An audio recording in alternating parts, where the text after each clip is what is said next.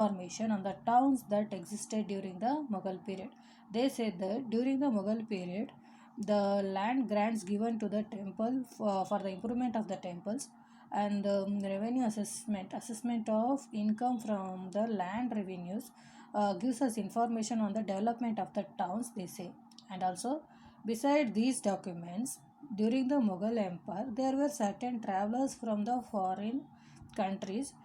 Those travelers who has written about the Indian towns during their traveling, those documents also gives us information about the how the development of towns occurred or took place and how the towns developed into urban centers. For example, they say Moroccan traveler Ibn Battuta described or he explained about Delhi as not only being a city of enormous extent but a population. He has written in his book about India when he came to India as a traveler. He was a Moroccan traveler who Ibn Battuta. When he came, he not only stated about the Delhi, about the famous happenings of the Delhi incident, but also he also stated about it was the largest city in the Islamic East portion of the in the world. Next, he also stated that during the Muhammad bin Tughlaq time, there were 15% of the population lived in urban areas. How much percent? 15% of the people were shifted to urban areas than the village. So, moving on to the types of urban centers. Urbanization differs from region to region. So, the existing socio-economic, social status or the financial condition influences the people of the urban people. Urban centers are well versed with the all kinds of facilities like transportation, communication, education, lifestyle, housing, job opportunities. Each and everything will be well versed. That means each and every basic needs of the people will be technologically advanced during the urban centers now. But in the same way, in the medieval period also, the people were well versed with their basic facilities. So many towns, what they happened, developed on the basis of the purpose what the people actually needed. So some towns also developed into urban centers due to the based on their geographical location or the physical features of that particular location.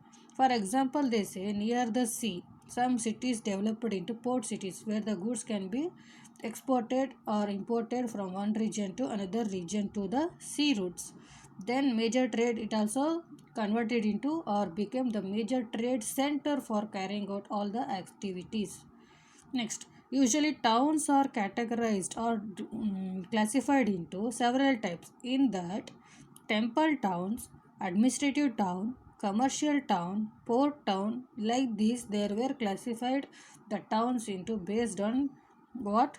Temple town, administrative town, commercial towns, port towns, and so on. So let us see how these different towns have been classified on the basis of their characters.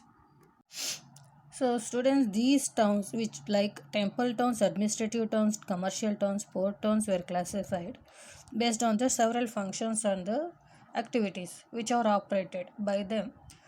So for example, they stated Hampi was an urban center that was multifunctional, like it was a capital during which empire? Vijayanagar Empire. So it has a large number of temples and it was also an important commercial center where they used to carry out what they used to sell spices and cotton trade where took place during large scale, that is more than a lakhs together trade used to take place. So coming to the administrative centers, that is one of the classification under towns. Capital cities such as Delhi, Agra and Aurangabad developed as administrative centers, that is managing of those particular state. They made one place as their main centers to carry out and to look after overall the state administrative. In that, Delhi, Agra and Aurangabad developed as an administrative centers for taking care of the day-to-day activities and day-to-day supervision took place from the capital. Then these administrative centers were become the capital towns and their functions as a seat of king or emperor, who also patronized, who also not only they carry out the trade activities, but also they give importance for also the cultural activities like poetry, writing the poems, and the painting also. And even the royal army was also stationed in the, that is, royal army was also lived in the fort of such towns. For example, during the rule of Akbar, three different cities were developed, which are those as their capitals are different during times, different time periods, like Agra, Fatehpur Sikri, and Lahore. These three different cities were developed as capital, one for the development of the city and another for the trade activities and one for the like trade centers. So like these different places were considered as a different time periods capital for their development.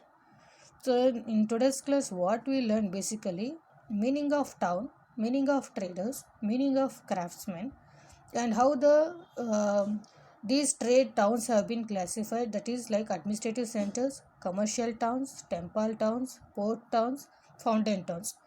So in the next class, we will be learning about the classification of these towns in detail, along with that meaning of inland and foreign trade. Thank you. Please go through the video. I will be explaining in detail, and I will be sending you the meaning of certain words in the worksheets. Thank you.